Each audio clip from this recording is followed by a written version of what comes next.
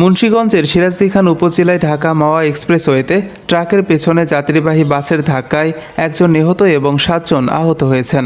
আহতদের মধ্যে 3 জনের অবস্থা গুরুতর।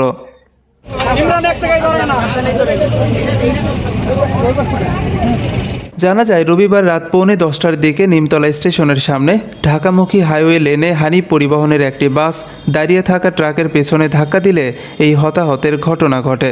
নিহত ব্যক্তির নাম পরিচয় তাৎক্ষণিকভাবে জানা যায়নি।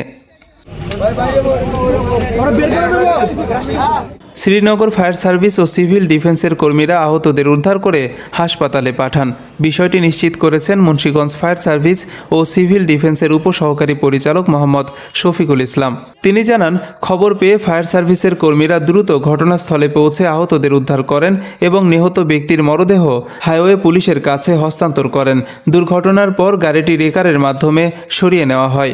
সাময়িকভাবে যান চলাচল বিঘ্নিত হলেও পরে স্বাভাবিক হয়ে আসে।